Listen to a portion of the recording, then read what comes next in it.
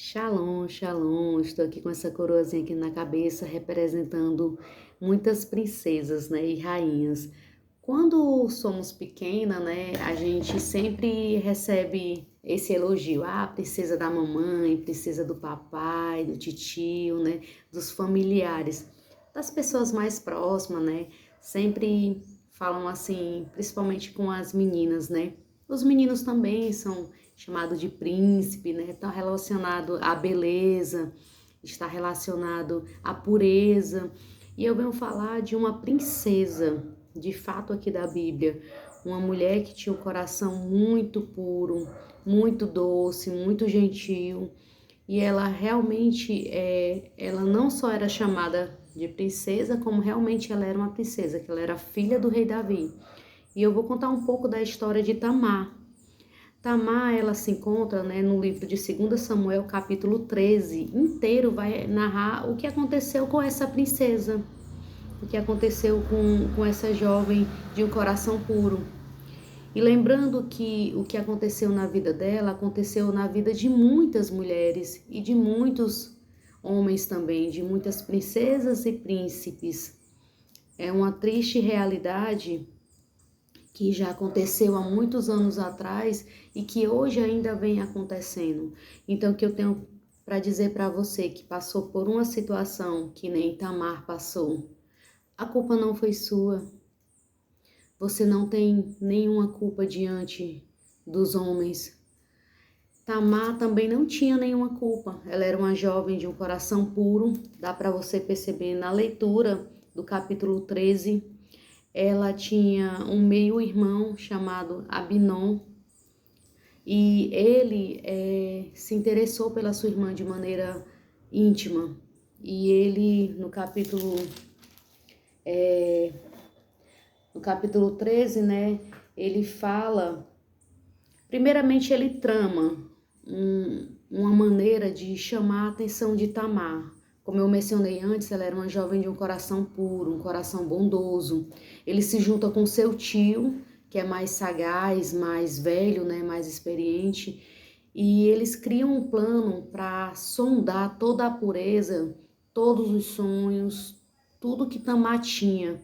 Esse irmão dela, meio-irmão, ele realmente foi um ladrão de sonhos, um homem mau, um homem mau. Então, não conjecturando para que você não venha confiar nas pessoas, não venha confiar nos seus familiares, mas infelizmente às vezes o mal está do nosso lado. E nós como mulheres, temos que ser vigilantes. O próprio Senhor fala para a gente ser vigilante, para a gente observar as pessoas. Mas como eu disse, não foi culpa de Tamar. Tamar, ela tinha um coração puro. E aqui eles fingiram, né? Ele fingiu que estava doente e pede para ela fazer comida para ele. Tamar, ela, uma jovem de coração puro, simplesmente ela pega uma massa, faz um pão fresco e leva para o seu meio-irmão, na intenção de ajudá-lo a melhorar fisicamente. E quando chega lá no quarto que ela foi levar, né, o alimento para ele, levar um chá, um suco, uma coisa, ele aproveitou aquele momento e a violentou. Ele forçou ela a ter relações com ele. E ele diz assim, ó, ela ainda falou assim, ó, porém ele não quis dar ouvido à sua voz, a voz de quem? De Tamar. Antes, sendo mais forte do que ela, forçou-se a se deitar com ela. Então ele, um homem, né, mais forte do que uma jovem, ele forçou ela. E depois que ele forçou ela, simplesmente ele mandou pegar roupas coloridas, roupas de alegria, roupas que a princesa costumava usar, roupas de cores, roupa que trazia luz, e queria que Tamar se vestisse como ela era antes. Só que quando Tamar passou pela violência, ainda mais vindo de um familiar, de um parente, nunca mais ela foi a mesma pessoa. Então ela não teve coragem de se vestir como antes ela se vestia. Aqui no capítulo 13, versículo 19, fala assim: então Tamar tomou cinza sobre a sua cabeça e a roupa de muitas cores que traziam rasgou, e pôs a mão sobre a cabeça e foi andando, clamando. Então, de tão grande que foi a sua dor naquele dia, a sua alegria foi cessada. Naquele dia, tudo que ela tinha foi quebrado. Mas lembrando que a culpa não foi de Tamar. Tamar não teve culpa. Ela não tinha culpa por ser uma moça formosa, por ser uma moça gentil, por ser uma pessoa que era querida. A culpa não era dela. Esse era o caráter de Tamar. Tamar era uma jovem que foi muito amada pelo seu pai, pela sua família. Ela teve uma boa criação. E independente, né, se ela não tivesse sido criada pelo pai ou pela mãe, mas ela era uma jovem que tinha sonhos.